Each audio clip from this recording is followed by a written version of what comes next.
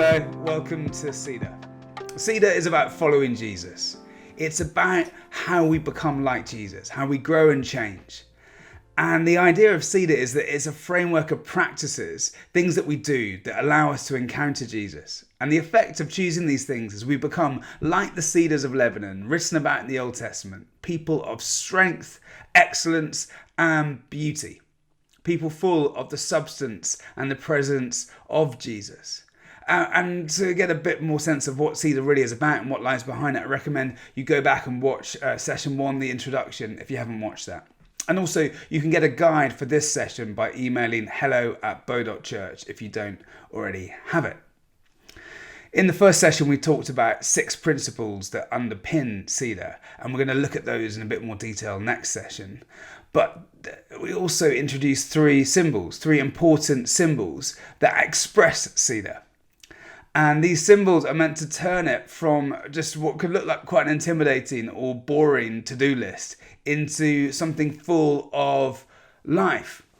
This is about encountering God, and the symbols animate and invigorate our imaginations so we can see how the little things we do, the practices we choose, are part of the story of God in our lives. And so far, we've looked at 2. We've looked at fire, which is about encountering the presence of Jesus, and bread, which is about following Jesus into the world. And today we're going to look at table, which is about making space for Jesus. Table is about relationships.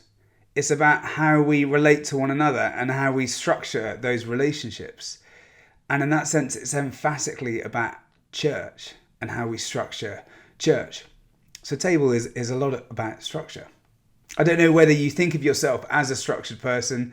Maybe the word feels like an enemy, something that you aim for but can't get, or maybe it feels like something that might kill your creativity. But actually, I think structure enables creativity. Just think back to the image that we've already used about the trellis and the rose bush. Actually, the trellis is a framework for the life of the rose bush. Whether you're conforming to or subverting structure, creativity and structure are kind of in a dance with one another. And table is a framework that brings life. It's something that you gather around to relate to one another. It's a structure that enables relationship. And in the Gospels, the biographies of Jesus, table is a tool in the hands of God. In fact, it's the primary way he forms community. And that community, we are the inheritors of. We are the church. We are the inheritors of the community that Jesus founded. And he did that by using tables. One of the titles that goes with the name of Jesus in the New Testament is the phrase, the Son of Man. You come across it all the times whenever you read the name of Jesus. And there are 3 particular times when we come across the phrase, the Son of Man came. Firstly, in Mark 10, it says, the Son of Man came not to be served, but to serve and to give himself as a ransom for many. That's talking about purpose, why Jesus came. He came to save us, to rescue us, and he did that by dying on the cross. It's talking about his purpose. Another time is in Luke 19, where it says, the Son of Man came to seek and save that which is lost.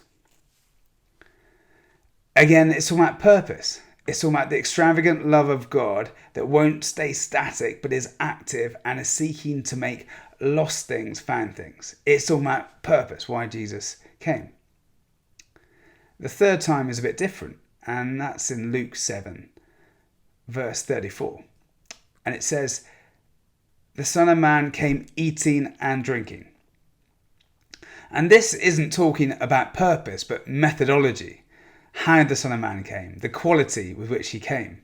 And it would have seemed a bit of a clash for those that knew the phrase, because the origin of the phrase is in the Old Testament, in the book of Daniel chapter 7, where it describes the Son of Man as this victorious, powerful figure. It's an end times picture with the Son of Man, this appointed figure riding on clouds with angel armies coming in judgment. And actually that is a picture of what the Son of Man will be like at the end of time. But when Jesus came, the Son of Man, it was a little bit different, eating and drinking. And in fact, that's a bit of a clash, but the next part of the verse makes it even worse, even more of a clash. The next part of Luke 7:34 says, "The Son of Man has come eating and drinking, and you say, 'Look, a glutton and a drunkard.'" That's somehow Jesus' reputation. This is trash talk from the Pharisees trying to slate Jesus, calling him a glutton and a drunkard. And it's probably an exaggeration, but there must be some level of truth in it, which is another way of saying Jesus isn't being stingy with the wine. He's not being meager with the morsels on the table. This is a feast. He is not snacking. They've got lots to eat and they're having a party. They're having a feast. Jesus is always eating in the Gospels. One writer said, in Luke's Gospel, Jesus is either at a meal, going to a meal, or coming from a meal. Jesus is always eating. And the issue I think that the Pharisees have is not really how much he's eating. Certainly not that he's eating and having a party. I think the issue is the guest list. Because the next part of the verse says, "Look, a glutton and a drunkard, a friend of tax collectors and sinners." So the issue is not that he's having a feast, but who he's having a feast with.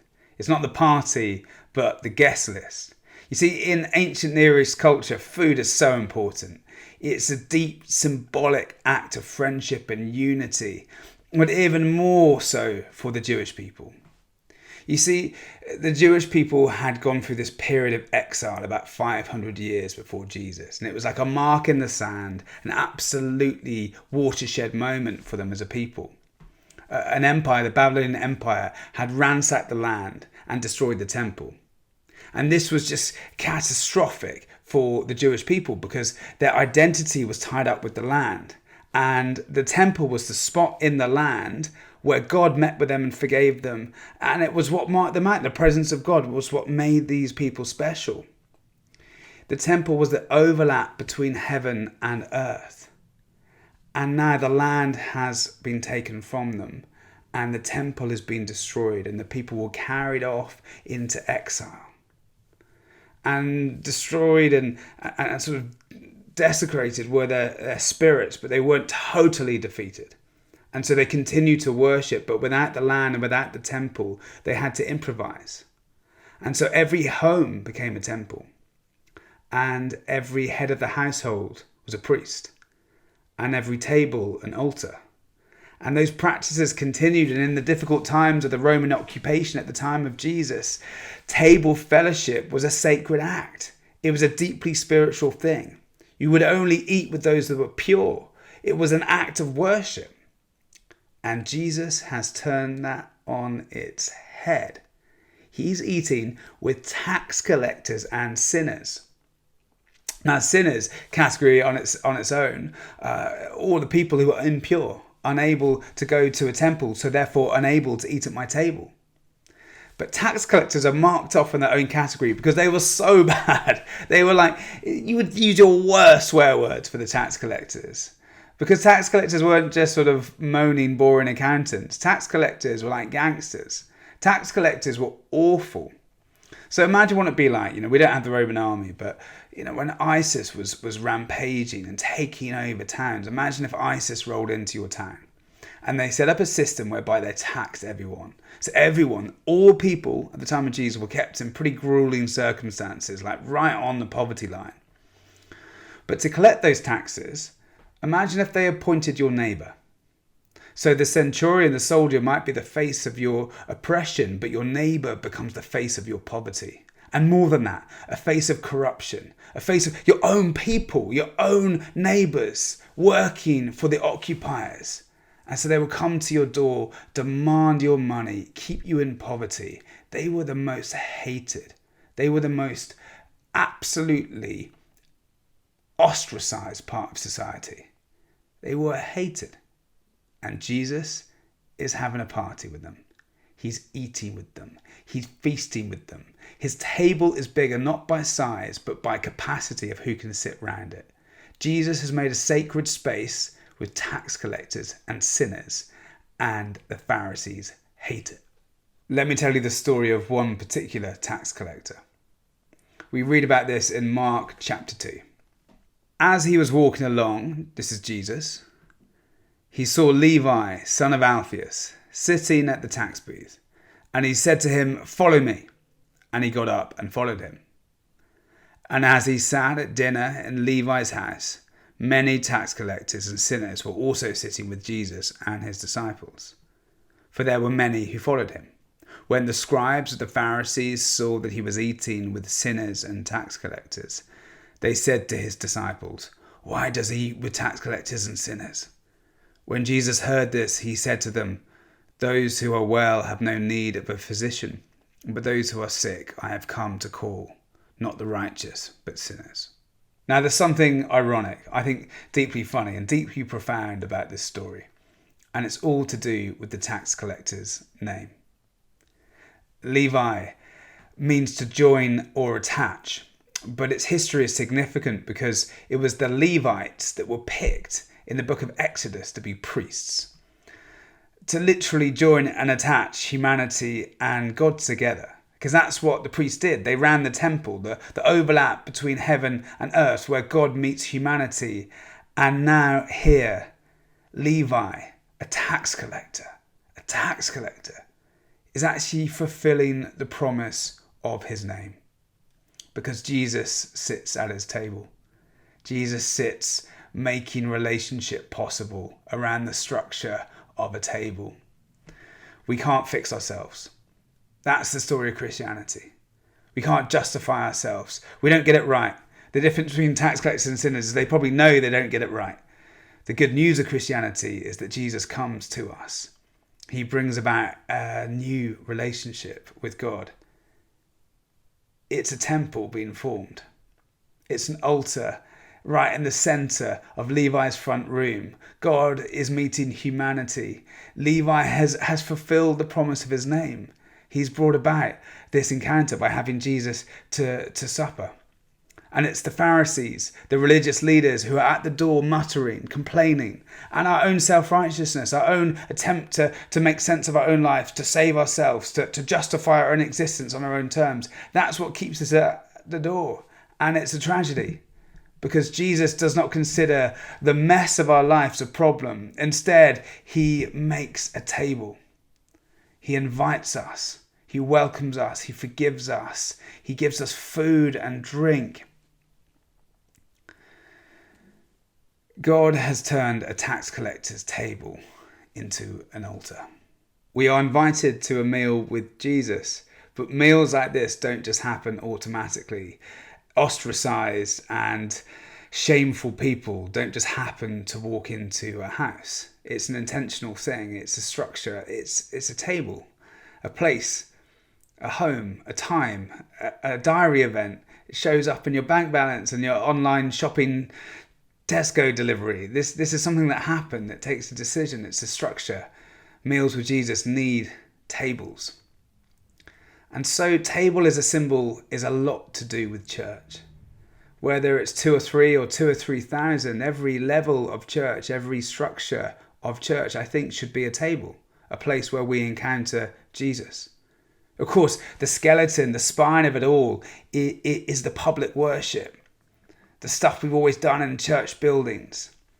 That's the sort of spine of all of our structures, but also food bank or a concert in a church. It's a different type of table where you're creating a space where people can gather, people can discuss, people can be known, and people can talk about Jesus.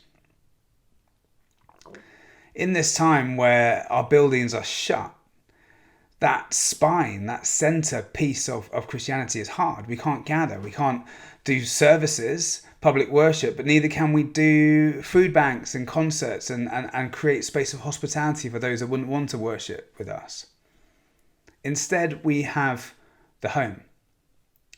Now, the home is powerful, and in fact, the home is the engine of Christianity.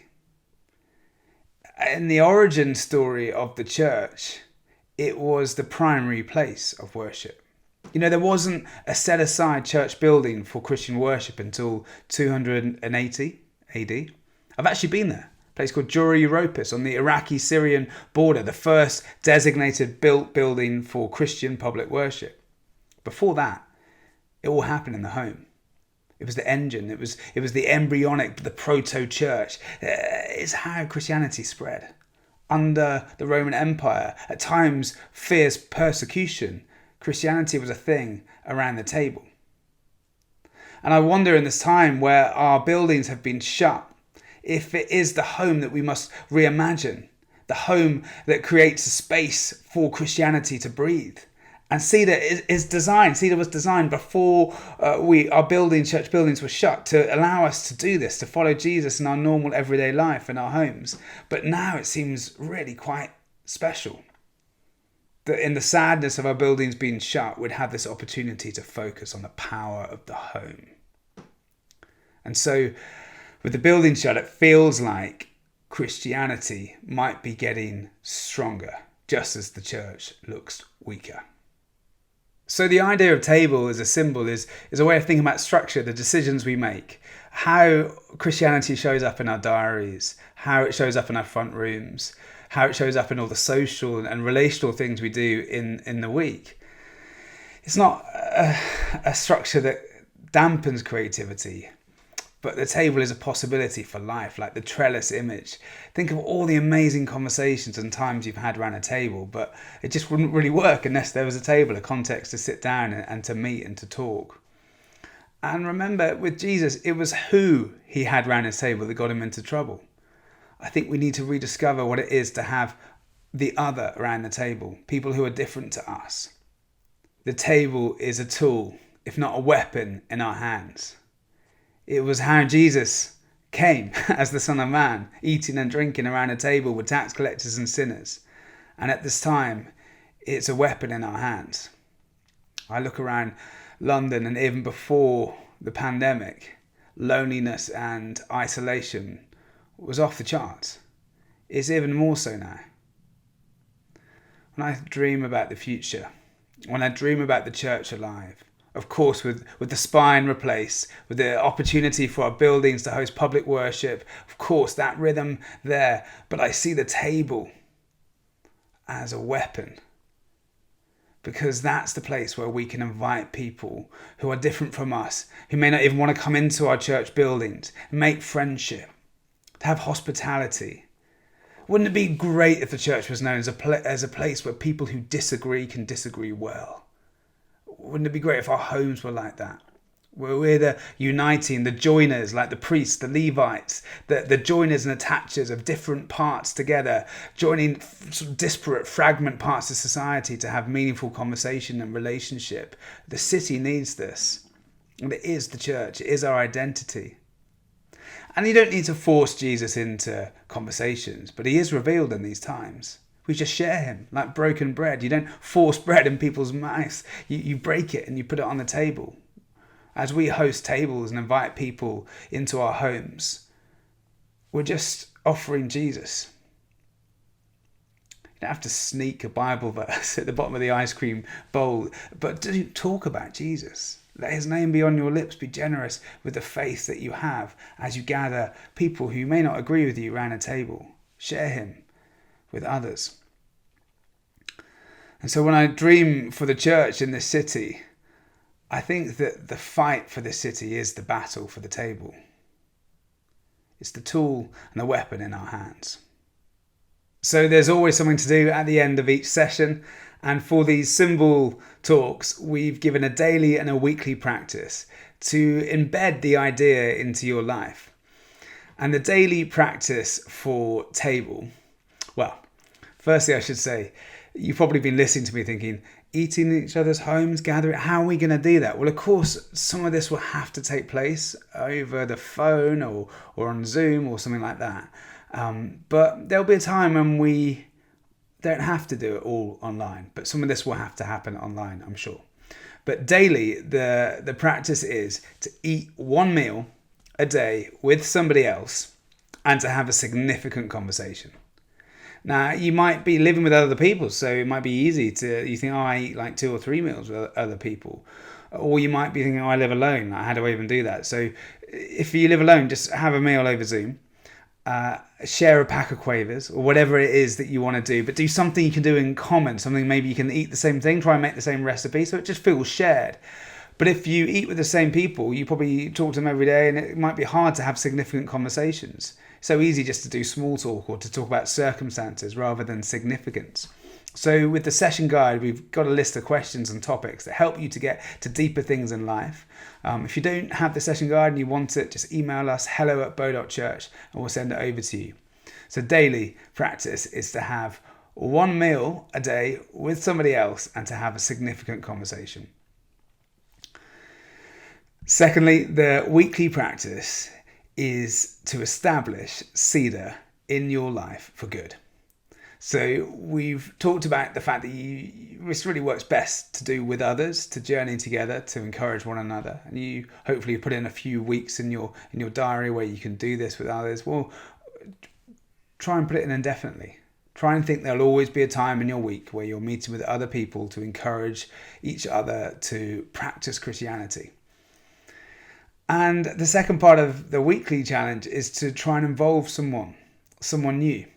Perhaps and hopefully someone who's different to you. Someone that might feel a bit uncomfortable to invite. Remember, Jesus gathered tax collectors and sinners and had Pharisees at the door, clashing groups of people that wouldn't necessarily belong. And that's the beauty of the church. Different people meeting together. So your daily practice is one meal with somebody else every day, having a significant conversation, and weekly establish Cedar for good in your life and involve someone who's different, someone who feels a bit other. So we've looked at our three symbols: fire, bread, and table. Fire, encountering the presence of Jesus; bread, following Jesus into the world; and table, making space for Jesus. Encountering, following, and making. This is what Cedar is all about. And next session, we're going to look at the practical stuff. How are we actually going to do this? I've just said your weekly challenge is to try and establish this for good. But how do we go about doing this in a way that brings life? And what are the particular practices that you will pick for your days and your weeks? It's going to be good. See you next session.